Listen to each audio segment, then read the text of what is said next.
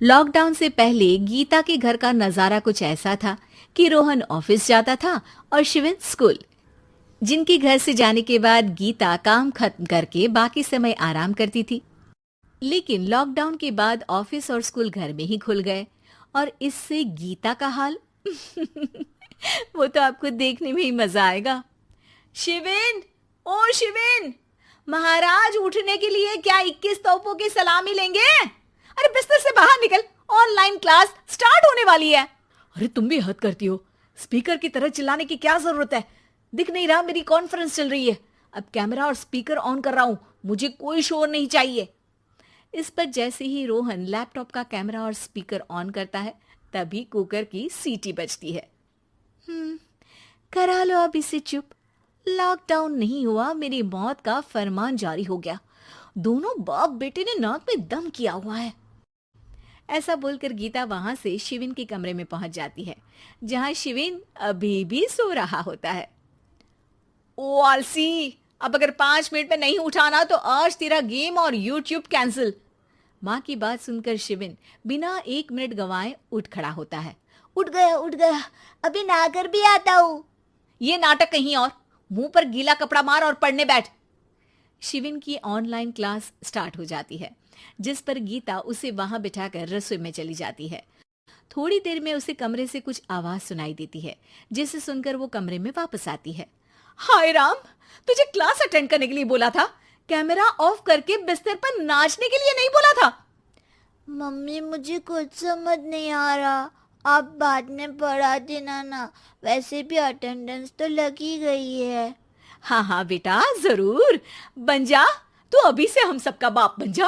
अरे नहीं मतलब कहाँ से लाते हो इतना दिमाग, और पढ़ाई करते हुए ये चला कहाँ जाता है?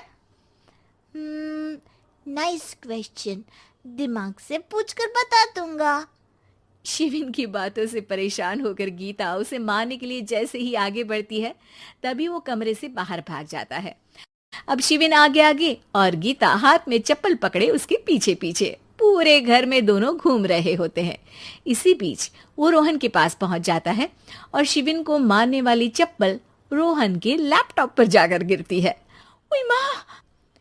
मम्मी, अब पापा को चप्पल मार रही हो? वो आज तक के रिपोर्टर, चुपचाप जाकर क्लास अटेंड कर ले, नहीं तो अगली तेरे पीछे लगेगी। इस पर शिविन वहां से चला जाता है, जिसके बाद रोहन गीता से कहता है, इस सर्कस के लिए कुछ बोलना चाहोगी? अरे क्या करूं, जब से तुम दोनों घर में रहने लगे हो, घर अपने आप ही सर्कस बन गया है और मैं तुम्हारी नौकर। कभी बेटी को संभालो तो कभी बाप के नखरे उठाओ। इन्हीं सब उथल पुथल में दिन बीतते रहते हैं, जिसमें हर रोज घर के अंदर कुछ नया सियप्पा खड़ा मिलता है, जो ज्यादातर शिविन और रोहन के ऑनलाइन स्कूल और ऑफिस से रिलेटेड ही होता है। एक सुबह, शिविन चल उठ, आज की क्लास जल्दी है। कैमरा ऑफ करके आप अटेंड कर लो। अरे ऐसे छित्तर पड़ेंगे, दादी नानी सब एक साथ याद आ जाएंगी। गीता की लाख मशक्कतों के बाद क्लास तो खत्म हो जाती है, लेकिन उसके बाद शिविन फोन इस्तेमाल करते हुए इंस्टाग्राम रील बनाने लगता है।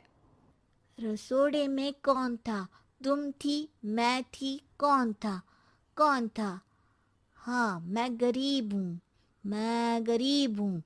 अरे ओ गरीब के बेटे, आजा, मैं बनाती हूँ तुझे गरीब। मैं बताती हूँ रसोड़े में कौन था। पढ़ाई करने बोलो तो इनकी माँ मर जाती है, और ये पागलपंतियां जितनी मर्जी करा लो। गीता शिविन को डांट रही होती है, तभी रोहन बीच में बोल पड़ता है। अरे बच्चा ही तो है, इतना गुस्सा क्यों कर रही हो? बेटे का साथ देने की इसी एक कोशिश में अब शिविन के साथ साथ रोहन भी गीता के गुस्से की सूली पर चढ़ जाता है। अगर बेटे पर इतना ही प्यार आ रहा है तो इसे क्लास अटेंड क्यों नहीं कराते, इसका होमवर्क क्यों नहीं कराते? उस समय तो बहुत जल्दी मीटिंग आ जाती है, वो काम मैं करूं और यहाँ इस बेफिजुली की चीज में तरफदारी करके बन जाओ महान। हे भगवान, कोई तो इनके ऑफिस और स्कूल खुलवाओ, मैं इन्हें और घर में नहीं सह सकती। अरे कुछ और मांग लेती, क्योंकि तुम्हारी ये विश इस साल तो पूरी होने से रही, कोरोना। हाय नास पिटे ने जिंदगी ही बर्बाद कर दी। खाए कोई पचाए कोई, कल मुझे चुन चुन कर सबको मेरी बद्दुआ लगेगी। उन्होंने दुनिया का और इन बाप बेटे दोनों ने मेरा जीना मुश्किल कर दिया। गीता वहां से चली जाती है, जिसके बाद रोहन शिविन से कहता है, अरे तुम्हारी मम्मी इतनी भड़की हुई क्यों है? आपकी वजह से पूरा समय घर में रहते हो और उस पर कोई काम कराने की जगह बस ऑर्डर देते रहते हो। अच्छा बेटे, सारा इल्जाम मुझ पर? पूरा दिन तो वो तुम पर ही चिल्लाती है। हाँ, मतलब दोनों का 50-50 है, कुछ करना पड़ेगा। वो कहते ना, make the best out of worst. I have an idea. वैसे तुम्हारी माँ सही कहती है, बहुत जुबान चलाने लगे हो, कम बोला करो। अगली सुबह रोहन और शिविन अपनी गलती को सुधारने के लिए गीता के उठने से पहले घर का आधा काम खत्म कर देते हैं, जिसे देखकर गीता खुश हो जाती है और फिर बाकी बचा काम वो तीनों मिलकर पूरा कर लेते हैं। जिसके बाद अब वो सब मिल बांट कर हर काम में एक दूसरे की मदद करते हुए लॉकडाउन का मजा लेने लगते हैं।